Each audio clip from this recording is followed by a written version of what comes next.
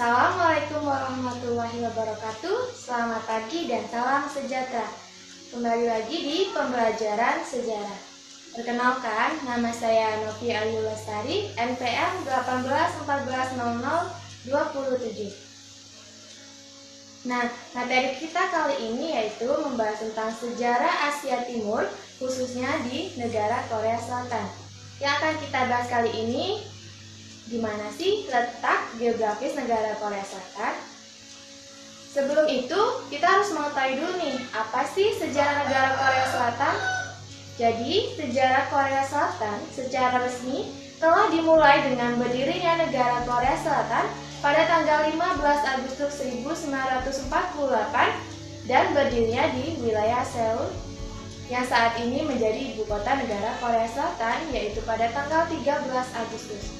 Nah, sejarah pada awal Korea ini bisa kita sebuah kerajaan kuno Joseon yang muncul sekitar dalam 2300 tahun, yakni sebelum Masehi. Di mana sejarah Korea Selatan ini sekali lagi dibentuk dengan pemerintahan yang otokratis dan demokratis. Nah, kali ini kita akan membahas tentang letak geografis negara Korea Selatan.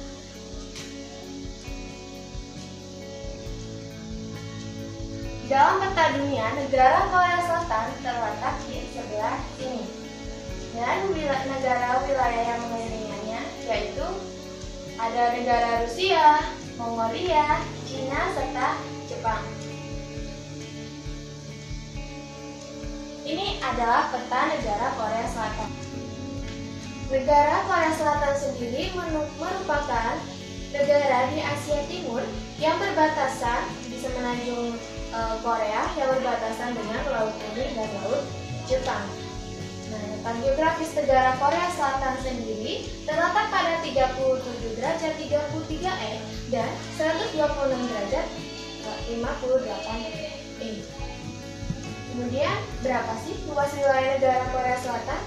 Jadi, luas wilayah negara Korea Selatan sendiri adalah 100.210 km persegi. Korea Selatan Utara ditandai dengan zona demilitarisasi sepanjang 238 km persegi. Dan pulau terbesar yang berada di Korea Selatan sendiri adalah Pulau Jeju. Nah, pulau ini adalah pulau yang terbesar di negara Korea Selatan. Pulau ini terletak di barat daya semenanjung dengan luas 1.825 km persegi. Kemudian, sungai terpanjang yang ada di Korea Selatan itu apa sih? Yang pertama ada sungai yang disebut dengan Sungai Mogok, yaitu yang membentang 521 km. Kemudian ada Sungai Han yang membentang jauh 514 km.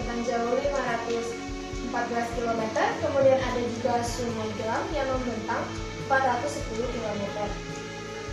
Kemudian negara Korea Selatan ini merupakan negara yang memiliki wilayah perairan yang dikelilingi dengan ada Laut Kuning yang berada di sebelah barat, kemudian ada Laut Cina Timur yang berada di sebelah selatan, dan ada juga Laut Jepang yang ada di arah timur.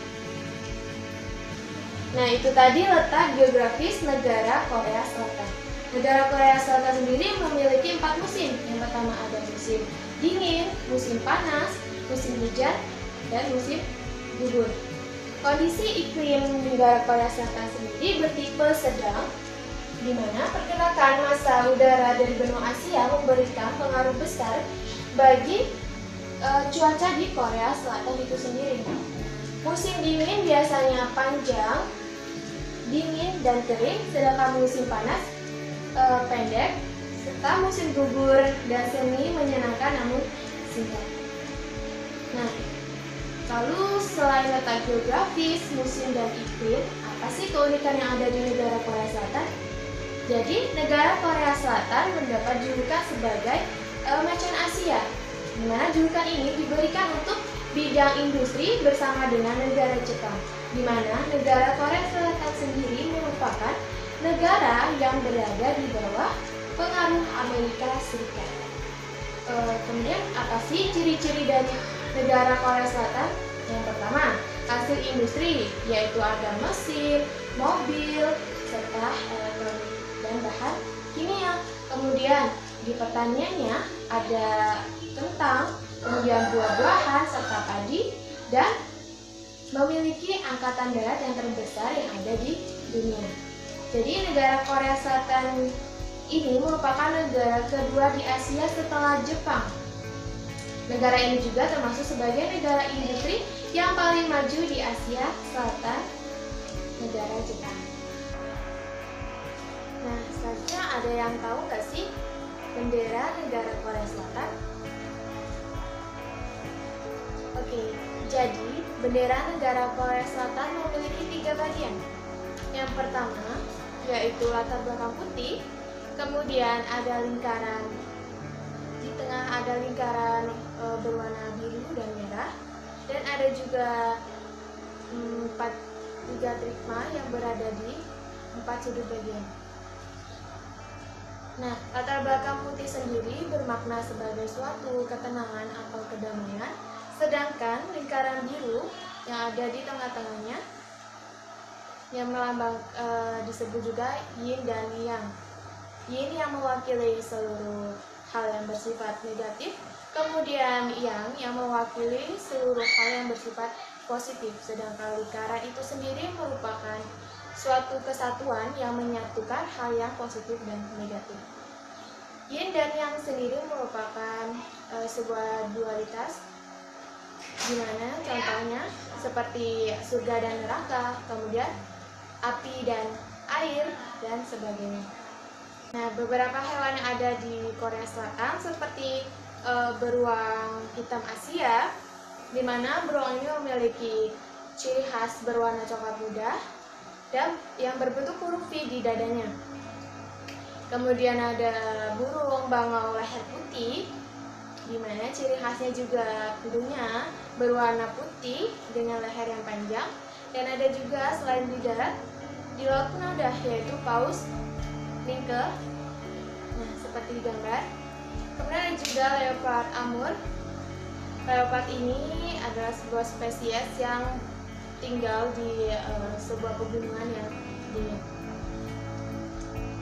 Nah, itu tadi pembahasan kita tentang sejarah Asia Timur, di mana kita sekarang sudah mengetahui tentang letak geografis negara Korea Selatan, kemudian kita sudah mengetahui beberapa musim yang ada di negara Korea Selatan, kemudian kondisi iklimnya, makna benderanya, serta beberapa hewan yang ada di negara Korea Selatan. Sebelum materi ini kita tutup, ada tugas nih yang harus kalian kerjakan, yaitu coba kalian simpulkan apa yang kalian dapat dari pembahasan materi kita kali ini. Coba kalian jelaskan serta berikan alasannya. Terima kasih. Wassalamualaikum